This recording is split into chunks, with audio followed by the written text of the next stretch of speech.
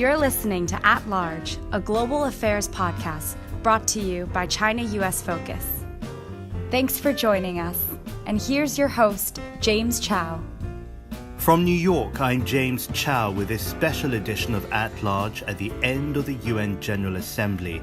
The 73rd session had the expected fireworks, given that we live in a time of deep global divisions and at a time also when many of us in the 7.5 billion human family are asking ourselves where we fit in a rapidly changing world order. If you haven't been to a UN General Assembly, it's quite the gathering. There is nothing like it. This year, there were 193 member states represented, many of them by heads of state and government, and also the advocates for a strong, safe, and secure global future. You had political figures like Donald Trump, Wang Yi, Emmanuel Macron, Jacinda Ardern, and Theresa May, all of them part of an exclusive global power club.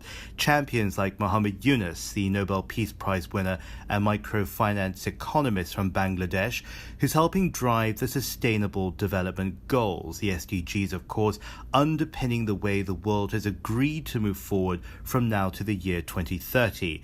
Michael Bloomberg, Bill and Melinda Gates, who invited some of us to their Goalkeepers event, and many more.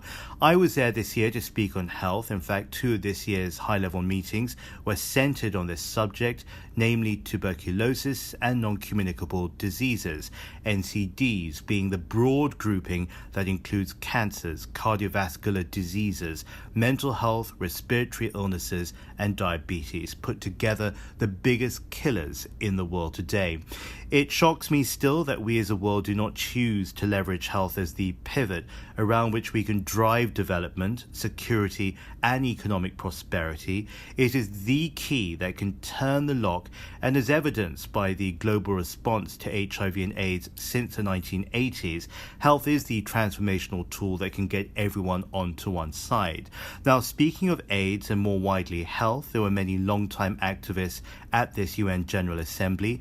Eric Gooseby and Mark Dybul, both of whom served as global health ambassadors for the United States under its PEPFAR program that has saved millions of lives, and that's no exaggeration.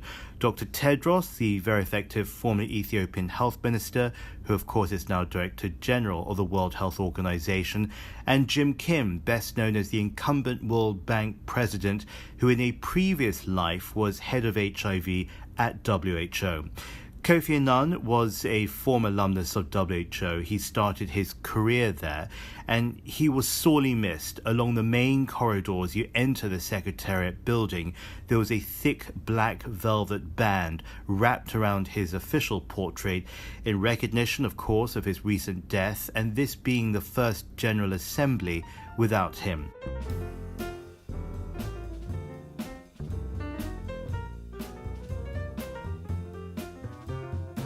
This is At Large, your weekly podcast on China, the US, and the world.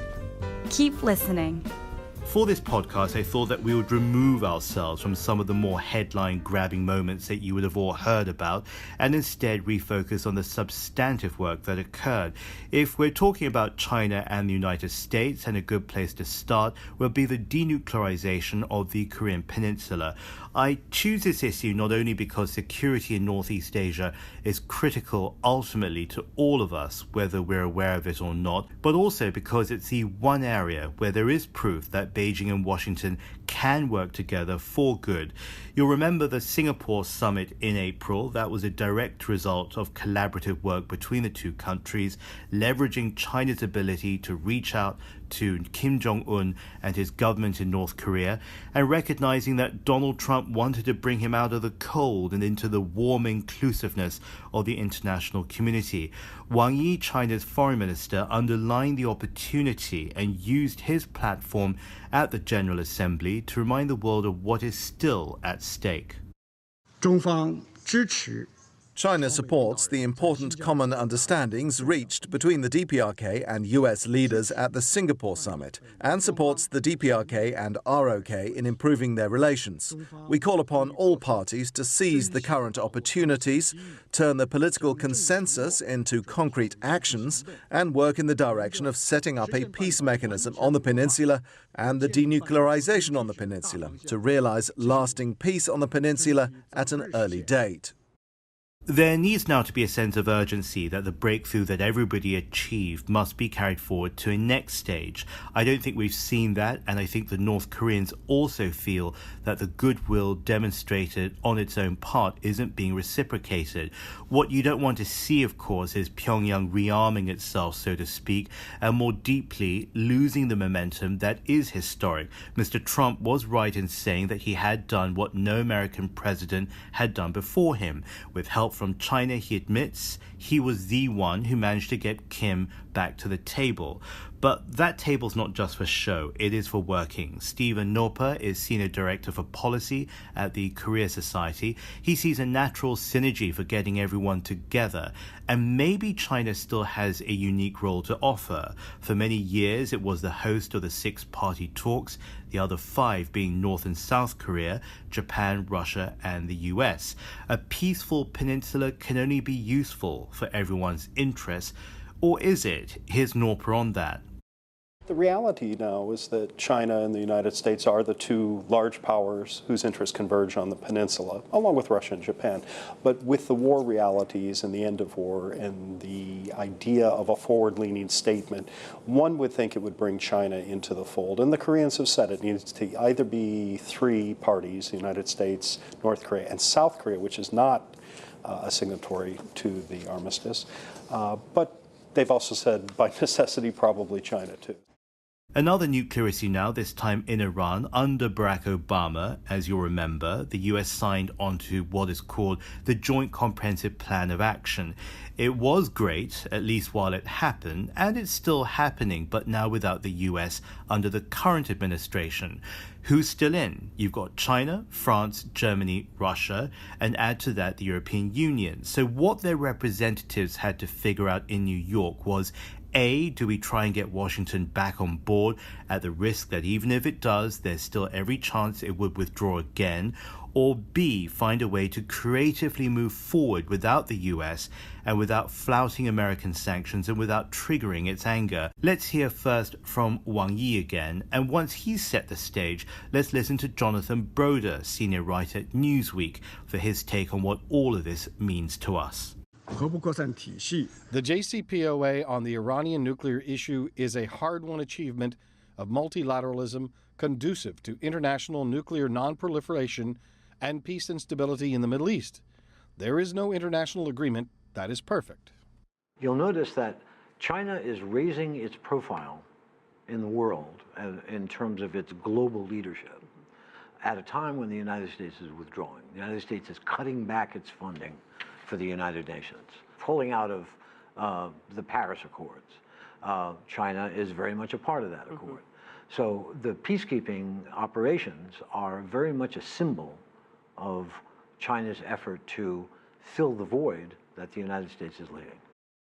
There's commentary also from Saurabh Gupta. He's a senior fellow at the Institute for China-American Studies, and it's interesting because he provides a reminder that someone's breaking a promise, and without that promise being kept, Iran could walk away like the North Koreans threatened to do.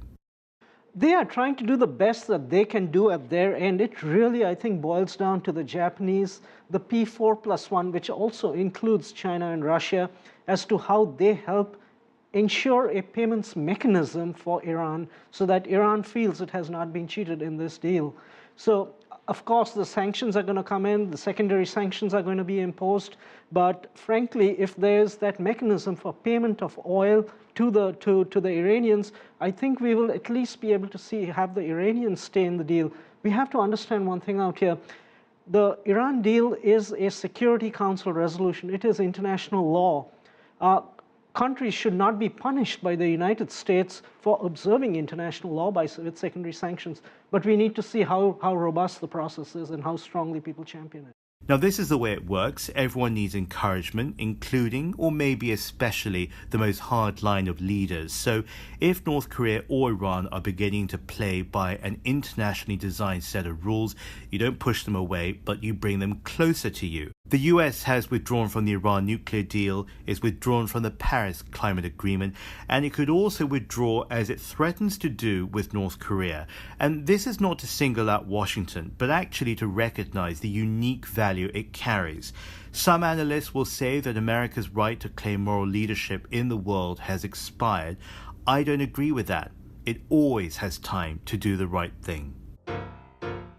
So an eventful UN General Assembly it certainly was, and more than ever I think multilateralism was alive, dented, clipped and under threat perhaps, but alive all the same. You've been listening to At Large with James Chau. For more episodes, you can go to chinausfocus.com/podcasts. You can also subscribe at Google Play Music, SoundCloud, and more. Thanks for joining us.